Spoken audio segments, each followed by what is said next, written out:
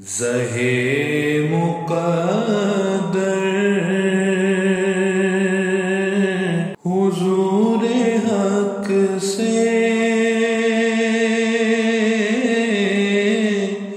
سلام آیا، پیام آیا،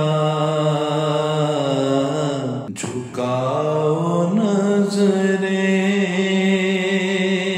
بچھاؤ پلکیں، ادب کا مقام آیا۔ السلام علیکم، کیسے ہیں آپ سب لوگ؟ ہم حاضر ہیں museum of the prophets biography کا دوسرا پارٹ لے کر۔ جس سیکشن میں ہم موجود ہیں، یہاں سے آپ حضور اکرم صلی اللہ علیہ وآلہ وسلم کی استعمال کی اشیاء کے ماڈل اور سیرت نبی صلی اللہ علیہ وآلہ وسلم سے متعلق تعلیمی مواد بھی خرید سکتے ہیں۔ یہ سیکشن اینڈ پر آتا ہے۔ یہ غلاف کعبہ اوریجنل نہیں ہے، کاپی ہے۔ اوریجنل انہوں نے فریم اور پینڈنٹ میں لگایا ہوا ہے۔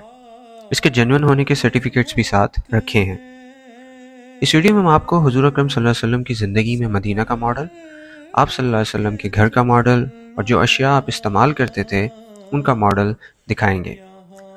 نبی صلی اللہ علیہ وسلم 18 ربیع الاول پیر کے دن مدینہ منورہ تشریف لائے اور آپ صلی اللہ علیہ وسلم نے قبیلہ بنو عمر بن عوف میں چند دن قیام فرمایا، اور پھر آپ صلی اللہ علیہ وآلہ وسلم نے یہاں پر اسلام کی پہلی مسجد قباء کی بنیاد رکھی۔ یہاں چند دن قیام کے بعد آپ صلی اللہ علیہ وسلم شہر کے سینٹر کی طرف گامزن ہوئے۔ یہاں آپ صلی اللہ علیہ وسلم نے مسجد جمعہ میں جمعہ کی نماز ادا کی۔ پھر آپ صلی اللہ علیہ وسلم شہر کے اندرونی حصے میں پہنچے، جہاں آپ صلی اللہ علیہ وآلہ وسلم کی اونٹنی مسجد نبی شریف کی جگہ پر بیٹھ گئی۔ حضرت ابو ایوب انصاری رضی اللہ تعالیٰ عنہ نے آپ صلی اللہ علیہ وسلم کی اپنے گھر پر میزبانی کی، اور آپ صلی اللہ علیہ وسلم نے سب سے پہلے جو کام کیا وہ مسجد نبی کی تعمیر تھی۔ کئی ماہ بعد آپ صلی اللہ علیہ وسلم نے ازواج مطہرات امہات المومنین کے لیے حجرات بنائے۔ یہاں ام المومنین حضرت عائشہ رضی اللہ تعالیٰ عنہ کا حجرہ ہے۔ اسی طرح دیگر امہات المومنین کے لیے حجرات بنائے۔ یہاں حضرت عائشہ رضی اللہ تعالیٰ عنہ کے حجرہ کے ساتھ ہی جنت کی خواتین کی سردار حضرت فاطمہ رضی اللہ تعالیٰ عنہ بنت محمد صلی اللہ علیہ وآلہ وسلم کا حجرہ تھا۔ اس جگہ اس عظیم احد پہاڑ کے دامن میں جنگ احد واقع ہوئی۔ اس کے بارے میں آپ صلی اللہ علیہ وسلم نے فرمایا، احد ہم سے محبت کرتا ہے اور ہم اس سے محبت کرتے ہیں۔ یہ جبل رما تیر اندازوں کا پہاڑ ہے۔ یہاں حضور اکرم صلی اللہ علیہ وسلم نے تیر اندازوں کو رہنے کا حکم دیا تھا، اور یہاں شہدائے احد کا قبرستان ہے۔ یہ کوہ ایر ہے، جس کے بارے میں حضور صلی اللہ علیہ وسلم نے فرمایا، مدینہ ایر سے سور تک حرم ہے۔ جہاں تک اس لکیر کا تعلق ہے، یہ وہ جگہ ہے جہاں جنگ احزاب کے دن خندق کھودی گئی۔ اس کی لمبائی تقریباً 5 کلومیٹر اور چوڑائی تقریباً 9 میٹر ہے، اور اس کی گہرائی 5 میٹر سے زیادہ تھی۔ یہ بقیع قبرستان ہے، جہاں حضور اکرم صلی اللہ علیہ وسلم کی زیادہ تر ازواج مطہرات، آپ صلی اللہ علیہ وسلم کے اہل خانہ اور صحابہ کرام رضی اللہ تعالیٰ عنہ موجود ہیں۔ یہاں حضرت ابوبکر صدیق رضی اللہ تعالیٰ عنہ کا گھر ہے۔ یہاں حضرت عثمان ابن عفان رضی اللہ تعالیٰ عنہ کا گھر ہے، اور یہاں حضرت عبد الرحمن ابن عوف رضی اللہ تعالیٰ عنہ کا گھر ہے۔ یہ بیر روحہ کا باغ ہے، اور حضور اکرم صلی اللہ علیہ وسلم یہاں سے کنویں کا پانی پیتے تھے۔ یہ سقیفہ بنی ساعدہ ہے، جو صحابہ کرام رضی اللہ تعالیٰ عنہ کی میٹنگ اور مشورے کی جگہ تھی۔ حضور اکرم صلی اللہ علیہ وسلم کی وفات کے بعد یہاں مسلمانوں کے خلیفہ کا انتخاب ہوا تھا۔ یہ راہ حق ہے، سنبھل کے چلنا، یہاں ہے منزل قدم قدم پر۔ یہ راہ حق ہے، سنبھل کے چلنا، یہاں ہے منزل قدم قدم پر۔ پہنچنا در پر تو کہنا آقا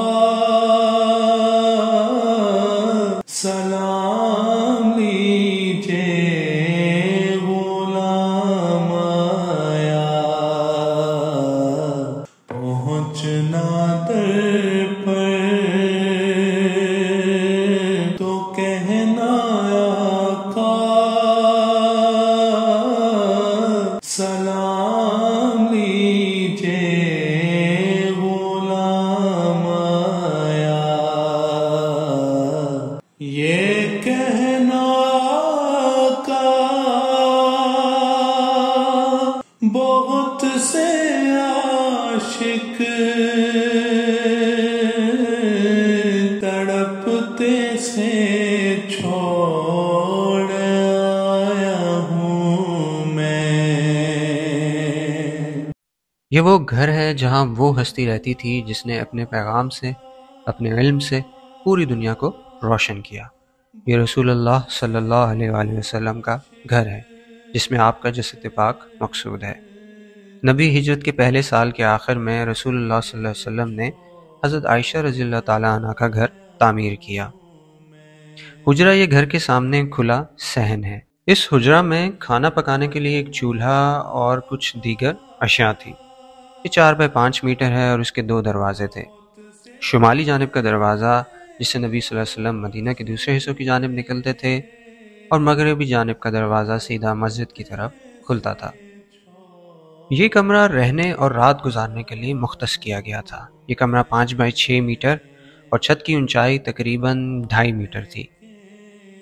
گھر کی دیواروں کی بنیاد پتھروں سے بنی ہوئی تھی اور دیواروں کو مٹی کی اینٹوں سے بنایا گیا تھا۔